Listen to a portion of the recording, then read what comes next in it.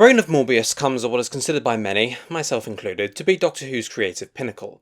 The Hinchcliffe Holmes era is when Doctor Who's storytelling was at its boldest and most creative. I mean, its hit rate pretty much speaks for itself. Of the 3 seasons, there's what, 3 misses, if that? It's at a time when it's fondly remembered for so many reasons, most of which are well known, and let's not waste time by repeating what I'm going to say later anyway. In any case, this era is also known as the Gothic period of Doctor Who, which is maybe a little bit inaccurate as it did heavily depend on a story-by-story basis how influential it actually was, but nevertheless the influence of Gothic horror throughout this era was pretty plain to see in a lot of cases. The Brain of Morbius is, in my mind, doubtless the most Gothic story of the Gothic period, as a no doubt full-on horror pastiche. The dark and stormy castle, the mad scientist and his deformed servant, a body being put together from bits, the group of cultists, it's pretty transparent in its nature, but nevertheless succeeds because of that. Its atmosphere is unique and effective, but it never allows that atmosphere and the pastiche it's doing to crowd out the story it's trying to tell. I think it's the application of the Gothic style at its most direct, and perhaps at its most successful. In any case, the reason I'm reviewing this is completely separate to that. This is partly a regular look at the history of the development of Doctor Who's lore, and this is quietly a fairly vital part of that story. The exploration of the history of the Doctor Who universe and the exploration of the history of the Time Lords and their society have been done before. The Three Doctors, of course, was the first story in this particular chain of reviews, and in many ways the Brain of Morbius builds on what was set up in that story, with a major event in Time Lord history being the backdrop of events and how the Doctor interacts with those events being the main driver of the plot. But the story takes that further and is really the setup of the full exploration of the Time Lord Society in the next season with the Deadly Assassin.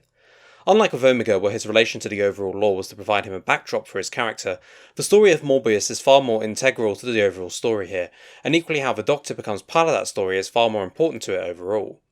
This is essentially a development of the Time Lord Society as we saw there. The all-powerful gods of the War Games were long gone even by this point, as we find out about how dictators and despots are just as able to take control on Gallifrey as they are on Earth, and how they are dealt with just as brutally as can happen here. The cracks in it, that the portrayal in the War Games is truly behind us, that's all on display here, and it's very much the setup for what happened in the next season. Crucially though, I think this is the best time to explore a fairly crucial difference between how these stories tended to play out in the 70s, and how they would in the 80s and into New Who, in that the Doctor is very much an unexpected addition to events from the point of view of the wider elements at play. In both the cases of Omega and Morbius, they had no idea who the Doctor was, and why would you expect him to? He's a nobody, a renegade, and part of this why this works as a setup for this universe was that it was pitting someone who had no stake in events beyond being a Time Lord up against these giants of their history. The Doctor is in this story able to stand up against Morbius despite not being, as the Doctor describes Morbius, a Time Lord of the first rank, and defeat him despite that. It shows that our hero is using his ingenuity and his skill to defeat them, while being able to become part of the wider history as a result. It worked in the Three Doctors and it works again here. We'll explore why in character terms for the Doctor later on, but it also helps expand our understanding of this society and this universe. Compare that to later on when the Doctor had become an all-important and present figure every time a major Time Lord wiped their ass, and to me, it just becomes a little tiresome, as if we can't see our hero work out events and defeat the baddies because of the qualities we know he has, but rather because of some ancient rivalry or ancient position or something like that. I don't doubt the Doctor's importance in Time Lord society, even in the War Games that was obvious, but I've always liked to think that was because of who he was and the decisions he made, rather than because he happens to be present at every arse-backwards moment in history. He can still be a vital figure in that history, and that mystery of why he is so is still important, without that being the case. Ultimately, this is my problem with the timeless child stuff, which is relevant because of the Morbius Doctors that appear in this story, that is attempting to give the Doctor a backstory they don't need, and further diminish what is special about the character to begin with. The Doctor being the secret progenitor of the Time Lords means that the appearance of him in this story feels like predestination, like some ancient and important figure coming to defeat Morbius as a matter of destiny, which actually just shoves it into some Star Wars type thing, where there's the will of the Force and all that, instead of what it was intended to be. The Doctor's shoved into a situation which he sorted out because he has the skills and the motivation and the know-how to do so. We'll get to the Morbius Doctors later on, but as well as just explaining something that didn't need to be explained, it for me takes away from what was clearly the intended idea, and what indeed worked about it. So that's the context from my point of view as part of the look at the show's lore. This story doesn't reinvent the wheel from that point of view, but it does maybe add a few spokes here and there, and that's important on itself. Firstly though, we'll look at the story as normal. I'd say firstly that'll actually be most of the review, but never mind. On the production side of things, Christopher Barry, who I spoke about in the last Classic Who review, The Power of the Daleks, was directing for this one, and the job he does here is pretty good. It's not a standout or flashy job, but it's quietly competent, doing a good job of building atmosphere and tension throughout, and the story is really well paced. I'll get to this, but the script actually moves pretty slowly, and the actual important events are quite spaced out. But Barry makes sure our interest is kept anyway by keeping the energy and pacing throughout. Overall, he does a great job here. Other parts of the production are also well done. The production design is really good. Morbius is entirely studio based, and while at no point you are going to think that's not the case, it is really well designed and conveys the right atmosphere of ease. Yeah, sure, it's a bit of a stereotypical Dark Castle type thing, but given what the story actually is, that fits really well actually. Apparently Barry asked designer Barry Newbury, that sounds like I'm saying Barry asked Barry, Director Barry asked designer Barry to take some inspiration from Spanish architect Antoni Gaudi, and you can see in the shapes and patterns how this has a sort of subtle complexity to the sets that works quite well. But obviously with the whole polystyrene BBC set thing, you can only take it so far, but overall it is a very effective job and adds to the thematic and atmosphere of the piece. I also want to comment on some of the costume design. Well, I say some. The Morbius creature, which looks horrifying in a very mid-70s low-budget way. The mishmash of all the different elements does create a look that would be truly horrifying if not for the minor fact it looks ridiculous. In a way though, I honestly think that it fits with the feeling of the story as a horror pastiche. After all, in old horror films, the Frankensteins and the Draculas, they look pretty silly, so I think it works in that way, conveying this as some horrifying abomination, but also that we are in the end watching a pastiche of gothic horror. This is kind of what you'd expect.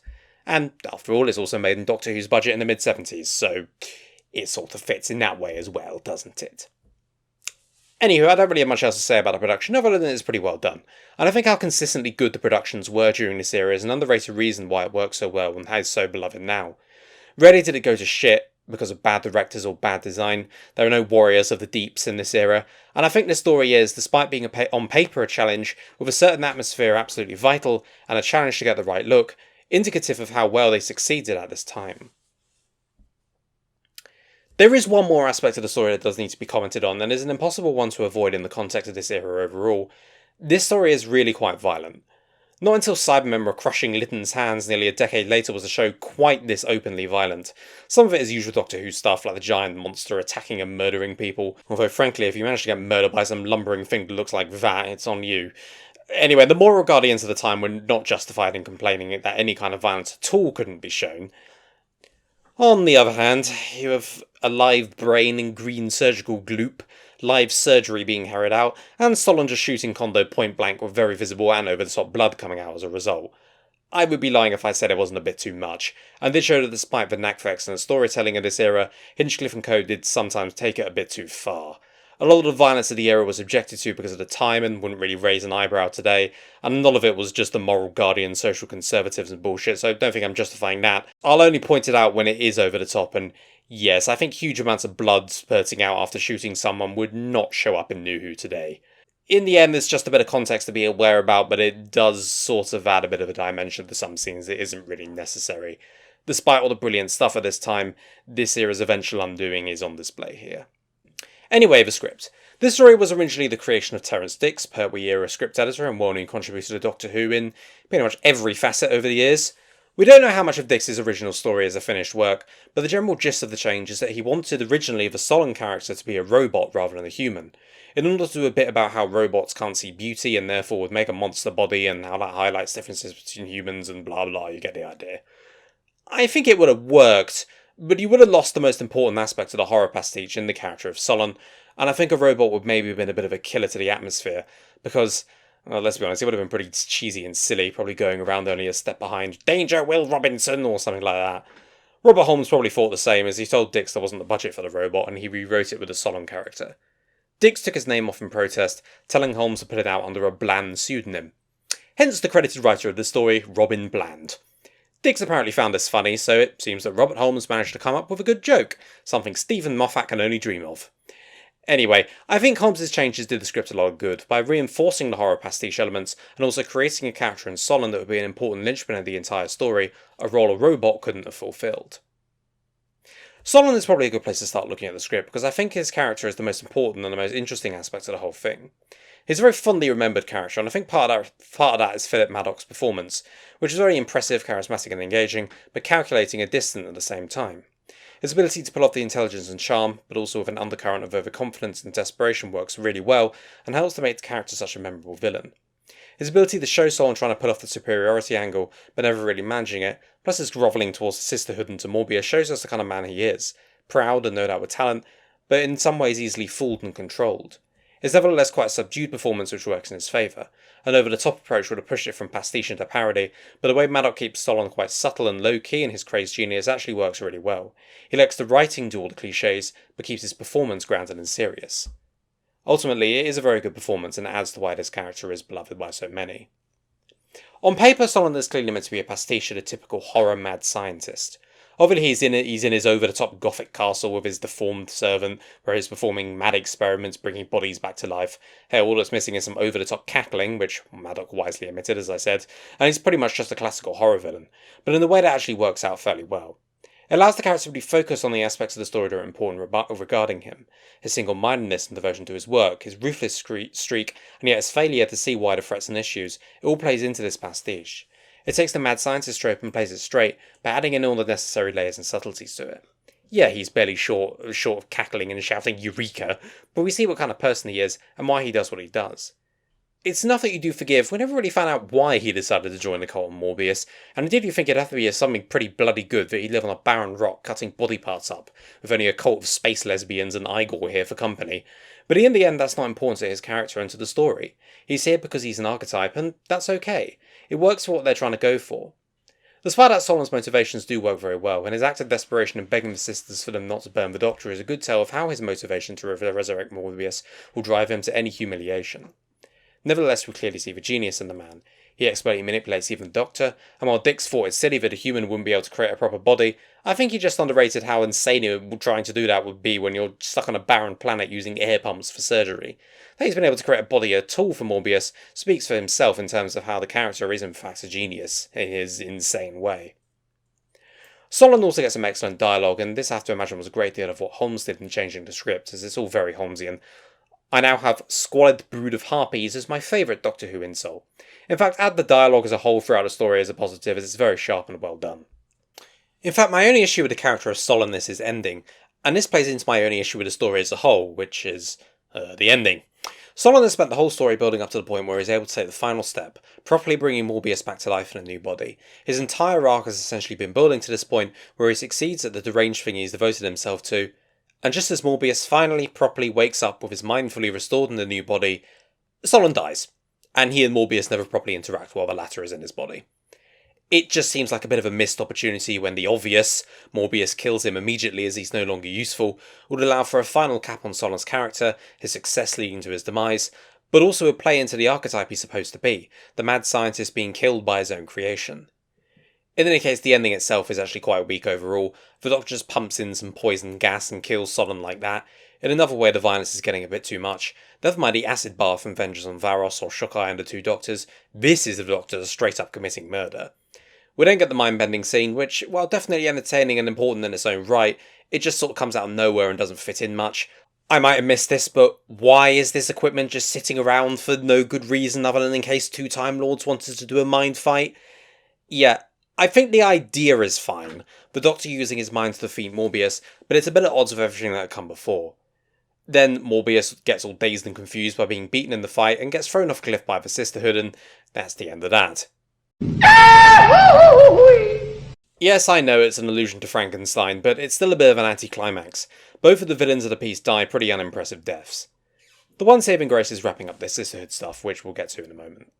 First though, the titular villain, Morbius. It's interesting really that Solon is the well-developed complex villain of the piece, while Morbius just isn't really. But that's again okay, because Morbius is meant to be more of a plot point than an actual villain. He was a big bad dictator of the Time Lords who got disintegrated, but his brain survives. Exactly how, we never find out. I think someone needs to explain to the people who made this exactly what disintegrate means. Naturally, he's quite upset about being a brain in the jar, and wants to get back in a body to use his absolute power to take over the world. Ooh. Yeah, it's not exactly complex, but as I said, Morbius is more of a plot point than an actual villain. He's there to provide the body horror, to be the reason for there to be the surgery in the monster body in the first place. His status as the Time Lord is there to provide a link for the Doctor, and to give the Sisterhood a reason to be in a story at all, and his status as this revered and powerful figure is meant to be a motivation for Solon, and indeed to be a reason for the audience to take him as seriously as the Doctor does. His link to the Doctor is very important, not because the Doctor is just as vital a figure in history or just like that as I said earlier, because it is the old despot of the Time Lord Society versus the flamboyant and unorthodox renegade, and having the Doctor win that battle is vital. Therefore, he isn't this deep or complex villain, but it's not necessary for him to be, and thank all the gods none of the New Who showrunners have had the idea of bringing him back. He needs to stay in this story and this story alone. This was one chapter in Time Lord history the Doctor brought to an end and nothing else. The other major force of the story is the Sisterhood of Khan, which those of you familiar with New Who might recognise as that lot from The Night of the Doctor, but they are in fact introduced here. I don't have a great deal to say about them really, apart from the fact they play into the horror stuff by being the mysterious cult and all that, but mostly they're necessary for plot purposes.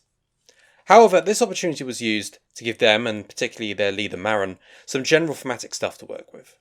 The most important one is a conversation between the Doctor and Maron over the theme of death, which is an important one in this story, what with Morbius attempting to cheat it being the main thread of what's going on.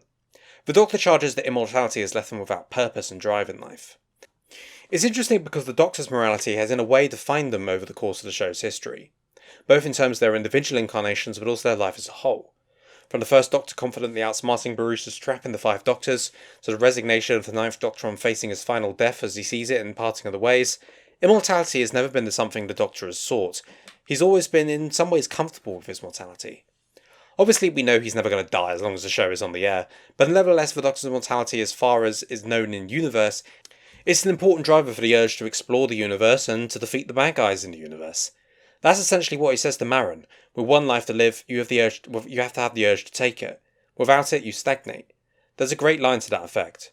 Otherwise we'd fall into the same trap.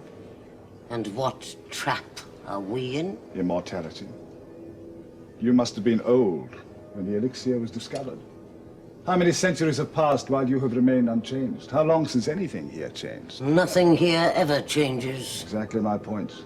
No progress. This plays back in at the ending, where once the elixir of life is up and running again, Maron allows it to be given to the Doctor instead of her.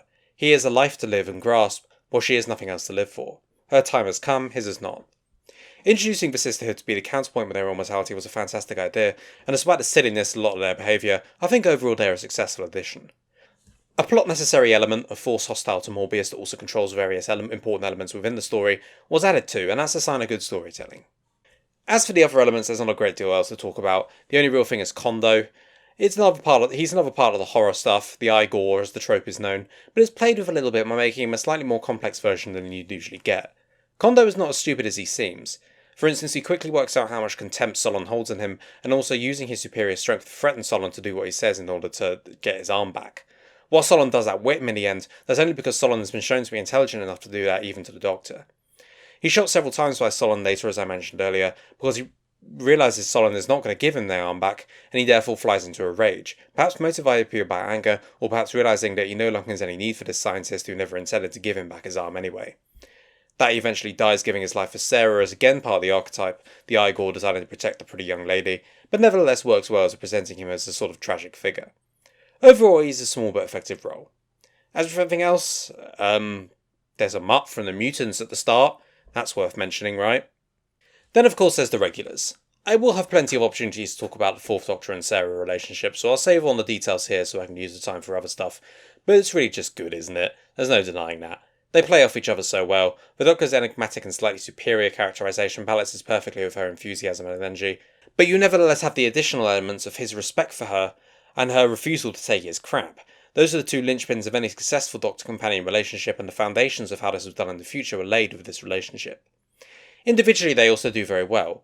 Sarah plays the pretty young lady role in the horror pastiche, but does it with a unique view on it in the only way it would work with this character. She plays the role, but with a disdain and contempt for it. She's unhappy about being forced into the situation where she plays the damsel, and therefore tries to use her initiative wherever possible. It's therefore, I think, a good idea to blind her as they do through the middle part of the story, especially as it's coming right after she rescues the Doctor through her own initiative. It means she does need to slow down a little and play the part of the unwilling damsel, because it would otherwise be simply out of character for Sarah to do so. It should also be pointed out Elizabeth Sladen is on top form here, especially when playing blind Sarah. The confidence and defiance that's so important about Sarah is still there, but is tempered by the fear of the situation. I should also point out the blindness thing is also a reference to Frankenstein, which I said before, but I should point out is the most important of the Gothic horror influences on this story. The blind person failing to realise the nature of the monster is a thing there, But again, it shows how these elements added for plot or styling reasons were brought back around for character stuff, which I always like. Tom Baker is also on the top of his game here. His usual brash and bombastic performance is a near perfect contrast to the subdued and subtle one given by Maddock, thus adding much to his interactions with Solon. The Fourth Doctor here is perhaps a different characterisation that he would later gain during the Williams years. He's less childlike, instead of being more contemplative and brooding. It still works just as well because of the presence of Sarah to balance things out, and it's clear that as Leela and later Romana could not fulfill that role in the same way, Baker and the character adapted. Nevertheless, here it works wonderfully, giving the Doctor a sense of serious weight and power as he makes his way through. You get the sense he is the wisest person in the room at all times, and especially as he's going up against Morbius, yelling desperate, it definitely gives the sense it needs to, but the Doctor is a smarter and more capable figure despite that. Equally, his dealings with the Sisterhood hit the perfect level of subtleties. He does treat them with respect, as an important and respectable element that comes from his society, but equally he treats them with contempt because of his dislike of their immortality and their stagnation as a result. It works really well on the page and Baker brings it to life. He settled into the role almost immediately, of course, but it was during the course of this season that he made it his, and we see that here. Confident, bombastic, yet cunning and intellectual, this is the Fourth Doctor at his finest. There are two more elements I wish to discuss. Firstly, an overall look at the horror pastiche this story does. I looked at the individual elements, but overall it's quite interesting to look at quite how many issues I would normally be complaining about but I'm letting slide because of this overall theming. The only thing I did criticise was the ending, which didn't work partially because it didn't really fit into the styling. I think it has to do with the styling of the story, which just goes full in on this particular way of doing it. To use an example, Solon's backstory is not particularly impressive. As I said, we never really find out what his motivation for being so devoted to Morbius is. But to waste time on exposition for that purpose, it would distract from the idea of doing this horror pastiche. It would take time away from the portrayal of Solon as a mad scientist archetype, from his devotion to his work and his cause and how he carries it out. To go to standard Doctor Who style exposition, it would just kill the story stone dead. Part of why the story feels so well paced, despite actually being rather slow and having few important events, is that the focus is laser tight. We always stay on what's important, the dialogue and interactions reflect that. At least until the end, and the second is wasted. Therefore, going full gothic horror as it does gives the story a focus it greatly benefits from. Not only is it effective as a pastiche, it also helps it as a story. Christ alive, this would not have worked doing it every week, and even at the height of the Gothic period in this era it was rarely quite as overt as this, but sometimes Doctor Who needs to try something different, and here trying something different definitely worked out. Finally, there's the whole reason I'm doing this review in the first place, the lore stuff. I did cover most of it at the start, so I won't repeat myself what I said there, unless I focus on one scene, the mind-bending scene. This is because it is one of the most important scenes in the history of the development of the show's lore. It was for the first time, beyond a few bits here and there, such as the Doctor's motivation for leaving at the War Games, his pushing for the banning of the miniscopes in Carnival of Monsters, etc. and so forth, that there was any hint at all of the Doctor's life before an unearthly child, and this was the first time it was done quite so directly. In this scene, we essentially see the development of two parallel strands of the lore. Firstly, that of the Time Lords, and how, as I said earlier, we saw how that society could be as corrupt as an Earth one that the viewers knew, and how that set the stage for the deadly assassin, and secondly, that of the Doctor. How long has he lived, as Morbius said? Putting in some mystery into the character with the backdrop of the Time Lord society he lived in was an interesting hook at the time. Now, of course, the famous canon-breaking bit was that the First Doctor is considered by basically every other source to be the first incarnation full stop, and indeed the easiest explanation for years was that those faces were Morbius. And then came Chris Chibnall with another alternative explanation, but less said about the better.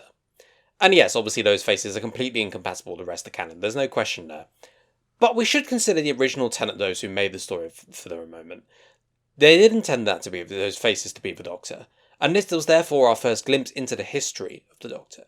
Even if it was just a glimpse, this is an important moment as it was the first time the mystery of our hero felt like we were back in the early 60s when we knew nothing about him, and more importantly, that those mysteries would be an important part of the development of the show's mythos. I absolutely stand by what I said earlier that I dislike the Doctor as the all-important figure in history, i.e. the Carbon Master Plan stuff, but nevertheless having the sense of our character as having his own lore is important given the Doctor's nature as a character. He doesn't necessarily have to be important to the development of Time Lord society for our history, but how he lived is important for our understanding of Time Lord society. Lore is important for a show like Doctor Who, and part of that is having one for our character himself. Someone so long-lasting and important, perhaps we do sometimes need a few more glimpses of his old faces, even if in the end they don't mean that much to the canon. So with not much else to say, I'll jump to the final score, which I'm giving as an 8 out of 10. This is a strong piece with some great performances, smart writing, witty dialogue, a strong overall plot, and a fantastically realised overall theme that plays the gothic angle the show had at this time as its finest. There are a few plot niggles here and there, they don't distract too much from the overall success though. Honestly, I'd say the biggest problem with it is the somewhat gratuitous violence at times. It does border on unpleasant, as I said earlier, but in the end that's pretty minor in the grand scheme of things. As for its effects on the lore, its success in examining the Doctor himself and in setting up the Time Lords as an important basis for stories in their own right, that would be paid off the next season, when the Time Lords would face the most dangerous crisis in their long history. But we're not looking at that for a little while yet. In any case, The Brain of Morbius is a great story, and one that does come strongly recommended.